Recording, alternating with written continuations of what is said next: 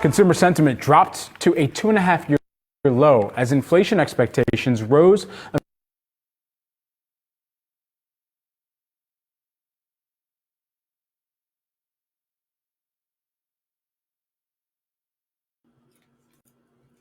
Amid President Trump's recent tariff campaigns, the data from the University of Michigan, alongside the recent move to the downside in equity markets, reflect many of the financial anxieties Americans are currently feeling.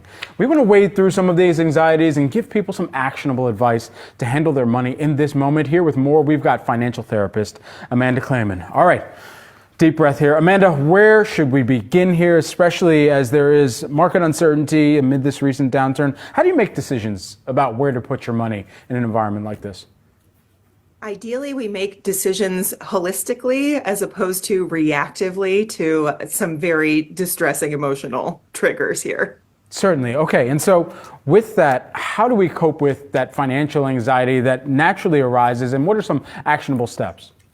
Yeah, the first place that I really like to begin with people is taking the opportunity to notice how we are experiencing our body. Fear is really, really felt in our physiological arousal system. You may have heard fight or flight as a reaction. And a lot of us, when we hear distressing financial news, go into that fight or flight reaction. So we want to engage the body and speak to the body in the body's own language. And one of the ways that we can do that is with breath.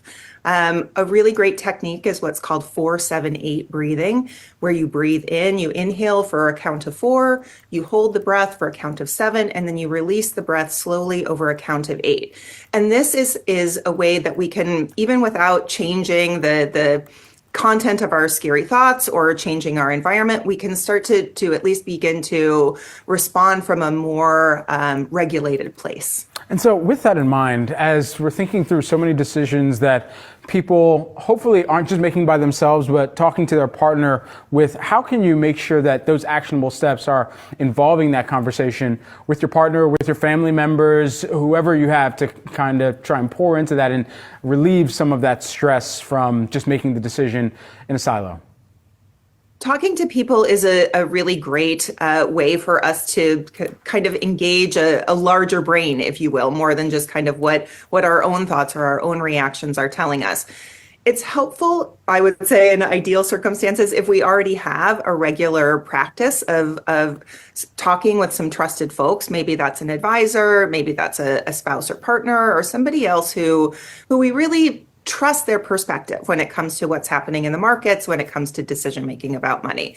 So yes, ideally we have those conversations already in practice. But if this is new, the place that we would really start in being able to bring this up into a topic of conversation is, boy, I'm really worried about this situation, or I'm having some scary thoughts about volatility in the market right now. So to frame it not necessarily as what I'm looking for is advice on what I should do with my money, but really like, I want to connect with you from a place of what my concerns are, what my fears and experience are. And that can help us to let the other person know what it is exactly that we're looking for. This also comes back to how people think about their overall career prospects or employment opportunities. And that's something that we've been consistently tracking month over month in prints like the Consumer Confidence Index. And so with that in mind, how can the career outlook factor into making these financial decisions?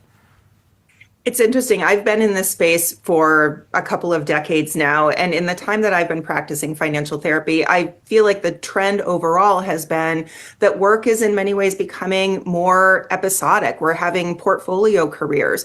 Flexibility really is a wonderful skill and mindset to have as we approach our long-term career path planning.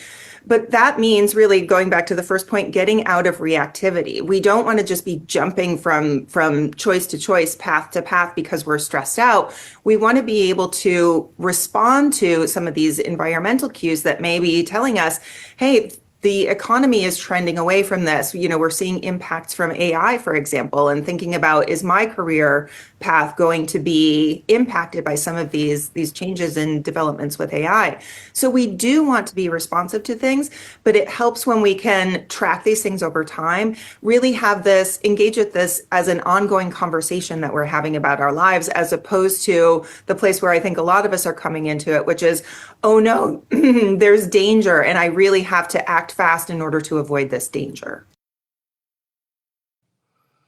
Yeah, so there you have it. Those are some tips about, when it comes to stress with finances. So go ahead, Rodney, man. What's your take about, how you handle anything that might be stressful when it comes to finances?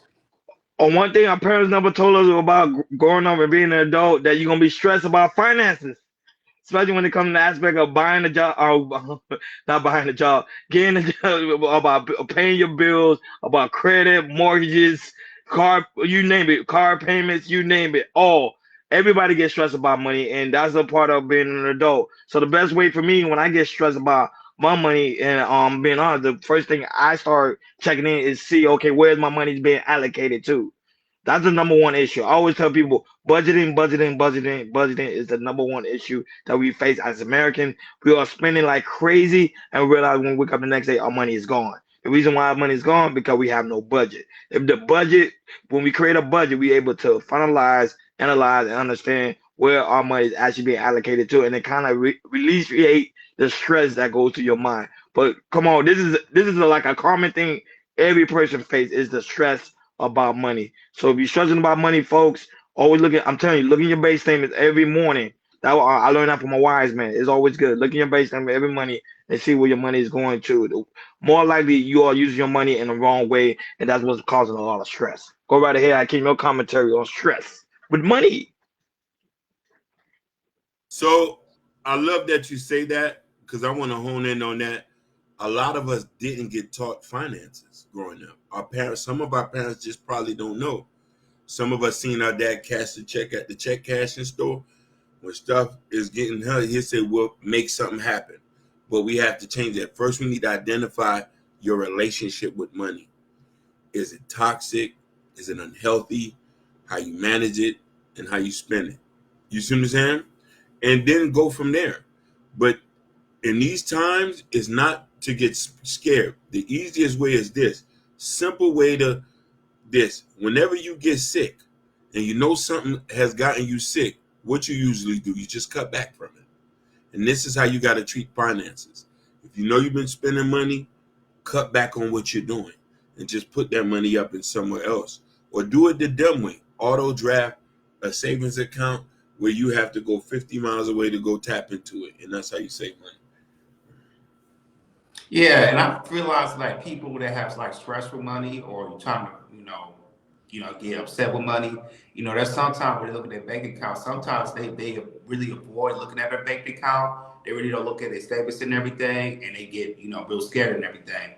But, since in 2025, you see all these, bank apps, they have all these financing tools to help you, get into your financial goal and everything, with budgeting and everything. So, it's very simple to me. If you have like Chase, Bank of America, Wells Fargo's, whatever, now they have financial tools to help you save money. Also, remember, look at your statements, what you're spending and everything. And also, you can budget for, how much I can save for in a month from now, 3 months from now, 6 months from now, 7 months from now. And, stuff like that can help you out and everything. And if you need more help, you always can go on customer service, to help you out. How does these tools work, so I can help myself for financial saving goals in the future and everything. And like I said, like Ronnie was right, everybody can stress about money. And even millionaires and billionaires, they get stressed about money. Tell you the truth and everything, because if they put something in investment and everything, luckily, they gotta look, they gotta see they put in the right investment, and they put it in, hundreds of thousands, $100 million, so they won't lose anything. They won't lose out on their investment and everything. So yeah, just look at your tools, that's all your app help you with that, and also, ask somebody for help, talk to a financial advisor to help you out and everything. It's never wrong with doing that. to avoid being stressed about money. And now that Mimi did actually gave some good advice too in the chat. I don't know how Hakeem want to read some because there's actually some good financial literacy. I wouldn't say, Um, he said, I wouldn't say every morning, but check it at least once a week. And truly, we as people need to see it on paper, see it print on a sheet, write it out aloud, and revise. Yep, that's a good way too. But everybody have to go ahead. There was another comment. No, there was another. She said, I wouldn't say every morning check it, but at least once a week. Truly. Oh yeah. Oh no, this is on my bad. It says figure it out where you can cut spending and where you can save even just a little time. Yep. Most of the time, that's the number one issue. We spend our money on stuff that we actually don't need.